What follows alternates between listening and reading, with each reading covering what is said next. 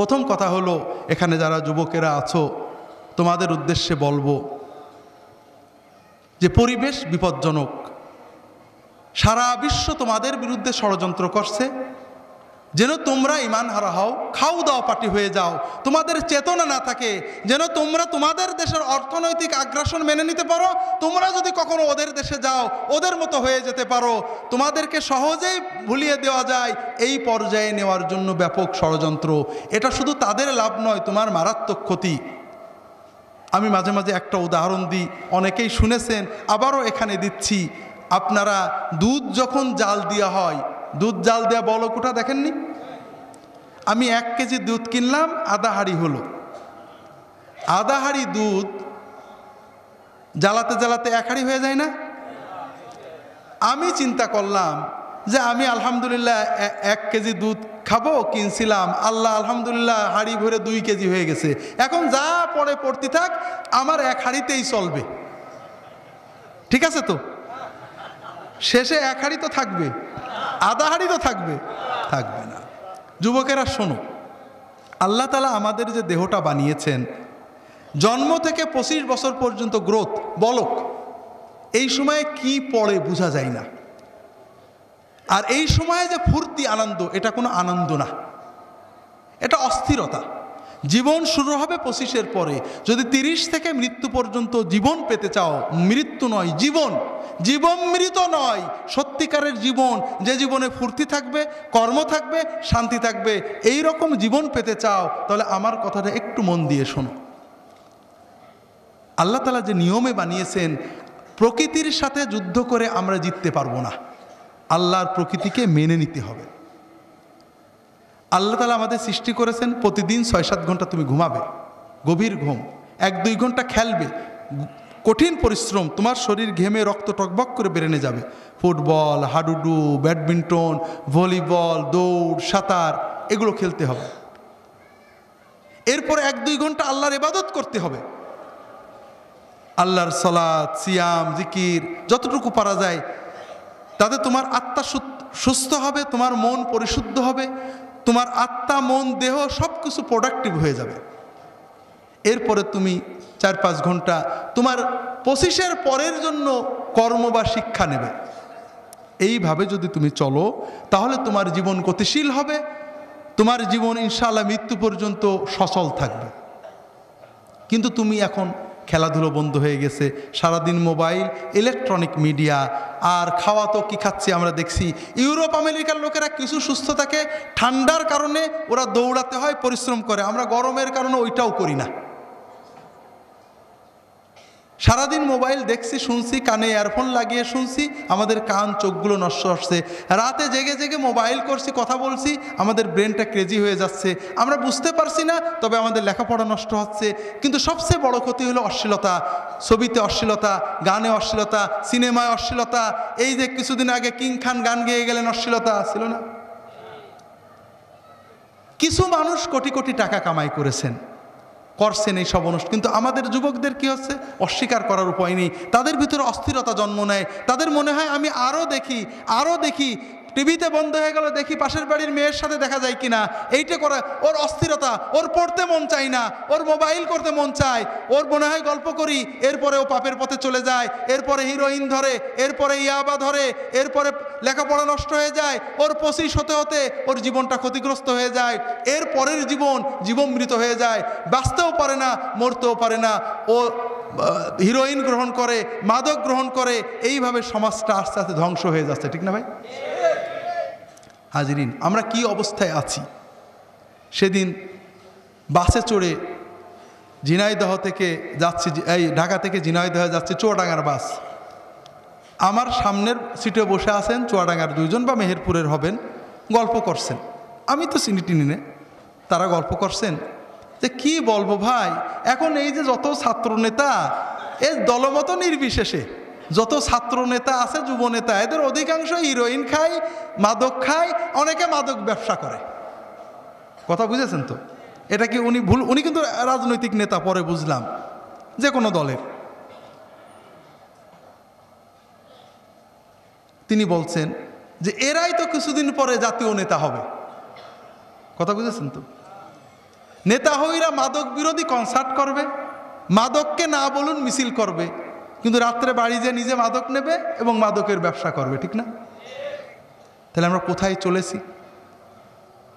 হাজরিন, তোমরা শোনো বাবারা, যে যেখানে যাই যাক, তোমাদেরকে দুটো কথা বলি। প্রথম কথা হলো যে নামাজটা কখনো ছাড়বে না। নামাজকে যদি ধরে রাখতে পারো, ইনশাআল্লাহ নামাজ তোমাদেরকে ধরে রাখবে। সিনেমা হলে থাকো, গান শুনছিলে, টিভি দেখছিলে, ওয়াক্ত মতো নামাজটা পড়বে, পারলে জামাতে পড়বে। যে অবস্থায় থাকো, যদি জামাত ধরতে পারোনি কোনো কারণে, নামাজ জানো না, শুধু আল্লাহু আকবার দিয়ে নামাজ পড়বে। দাঁড়িয়ে আল্লাহু আকবার আল্লাহু আকবার নামাজ শিখতে থাকবে, যতদিন শিখা পূর্ণ না হয়। দাঁড়িয়ে আল্লাহু আকবার, রুকুতে যে আল্লাহু আকবার, সেজদায় যে আল্লাহু আকবার, 10 বার 20 বার আল্লাহু আকবার দিয়ে সালাত আদায় করবে। এতেই সালাত আদায় হয়ে যাবে, তুমি পূর্ণ সওয়াব পেয়ে যাবে। হাজরিন, আর মাদক, অশ্লীলতা, এই দুটো পাপকে বিষের মতো পরিত্যাগ করবে। আলেম ওলামাদের সহবতে থাকার চেষ্টা করবে, জীবনটাকে একটু গুছিয়ে রাখার চেষ্টা করবে। আমার একটা ছোট্ট বই আছে, সহি মাসনুন ওজিফা। এটা তো ওজিফা না, মূলত জীবনের বাগানটাকে সাজিয়ে নেওয়ার একটা ছোট্ট প্রক্রিয়া, রাসূল সাল্লাল্লাহু আলাইহি ওয়াসাল্লামের সুন্নতের আলোকে। পারলে এটা কি করবে? তোমাদের এই যে অস্থিরতা দূর করবে। নামাজগুলো পড়বে, নামাজের পরে 2-5 মিনিট এই আল্লাহ রাসূল সাল্লাল্লাহু আলাইহি ওয়াসাল্লাম শেখানো জিকিরগুলো করবে। ইনশাআল্লাহ তোমার হৃদয়টা প্রশান্ত হবে, পাপ থেকে ফিরে থাকার শক্তি অর্জন করতে পারবে। হাজরিন, আর আপনাদের বলি, আমাদের ছেলে মেয়েদের ঈমান বাঁচানোর দায়িত্ব আমাদের সরকারের, ঠিক না ভাই? কাদের? হ্যাঁ, অনেকেই বলে সরকার, বুঝে ফেলেছেন, অনেকে আমার প্রশ্ন বুঝে ফেলেছেন। আমাদেরকে একটু সচেতন হতে হবে। আল্লাহ রাসূল সাল্লাল্লাহু আলাইহি ওয়াসাল্লাম আমাদেরকে দুটো বিষয় বলেছেন, মুরু আওলাদাকুম বিসসালাতি ওয়া হুম আবনাউ সাবআ ওয়াদরিবুহুম আলাইহা ওয়া হুম আবনাউ আশর ওয়া ফাররিকু বাইনাহুম ফিল মাদাজি'। তোমাদের ছেলে মেয়েদের বয়স যখন 7 বছর হবে নামাজ পড়তে বলবে, 10 বছর হলে নামাজ না পড়ে মেরে নামাজ পড়াবে, আর তাদের বিছানা আলাদা করবে, অর্থাৎ তাদেরকে পর্দা শিখাবে, তাদের ভিতরে লজ্জা সম্ভ্রম তৈরি করবে। হাজরিন, ছেলে মেয়েদের নামাজ শেখান, নামাজ না পড়লে শাসন করবেন, মারবেন, মেরে নামাজ পড়াবেন, তাদেরকে নামাজমুখী করতে হবে, ছেড়ে দেবেন না। ওই বিকালের আড্ডাগুলো বন্ধ করেন, বেশি বেশি টাকা কামাই করার জন্য 3 প্রকারের চাকরি বন্ধ করেন। অত টাকার আপনার দরকার নেই, আপনার বড় সম্পদ সন্তান, তাদের পিছনে সময় দেন, তাদের সাথে একসাথে খাওয়া দাওয়া করেন, বসে গল্প করেন, তাদেরকে বলে দেন বাবা যেখানেই থাকবি আমার সাথে মাগরিবের নামাজ পড়বি, নামাজের পরে তাদেরকে পড়তে বসিয়ে দেন, তাদের সাথে গল্প করেন, খাওয়া দাওয়া করেন, তাদের সাথে বেড়াতে যান, বিনোদনে নিয়ে যান। আপনি আলাদা বিনোদন করেন না, সিনেমা দেখবি না, মা অমুক জায়গায় যাবি না, সার্কাসে যাবি না, আর আপনি বুড়ো হয়ে গেছেন, চায়ের দোকানে গল্প করছেন। কোথায় যাবে তা তো বললেন না, বলেছেন নাকি? ওই শাসনে কাজ হবে না, আপনি তাকে সাথে করে নিয়ে যাবেন কোথায় যেতে হবে। তাদের যদি নিয়মিত সাথে নিতে পারেন, ও কোনোদিনই অবাধ্য হবে না। আর যদি অবাধ্য হওয়ার পরে শাসন করতে চান, কোনোদিনই করতে পারবেন না। যে কথা বলছিলাম ভাইয়েরা, আর আপনার ছেলে মেয়েদেরকে পর্দা শেখাবেন। আল্লাহ তাআলা কোরআন কারিমে পর্দা ফরজ করেছেন, আল্লাহ রাসূল সাল্লাল্লাহু আলাইহি ওয়াসাল্লাম হাদিসে পর্দা ফরজ করেছেন। এটা মাওলানাদের বানানো কোনো জিনিস নয়, এটা কোনো মৌলবাদী উগ্রতার জিনিস নয়। আল্লাহ মেয়েদের উপর পর্দা ফরজ করেছেন। শুধুমাত্র আপন পিতা, আপন বাপ, চাচা, আপন মামা, আপন ভাই, ভাতিজা, মাহারাম যাদের সাথে বিবাহ হয় না, তাদের সামনে মেয়েরা মাথার চুল, ঘাড়, কান, গলা খুলতে পারে। বাকি সকল পুরুষের সামনে মাথার চুল থেকে পা পর্যন্ত ঢেকে রাখা আল্লাহ তাআলা কোরআন কারিমে ফরজ করেছেন। কবজি পর্যন্ত হাত এবং চোখ দুটো খোলা যাবে। কোনো ফকি মুখটা খোলার অনুমতি দিয়েছেন, শর্ত হলো কোনো মেকআপ থাকবে না, অলংকার থাকবে না। কোনো মুসলমান মেয়ে যদি বেপরদা হয়ে বাইরে যায়, প্রতি সেকেন্ডে একটা করে জিনা করার মতো কবিরা গুনাহ তার আমলনামা, তার পিতামাতার আমলনামায় লেখা হতে থাকে।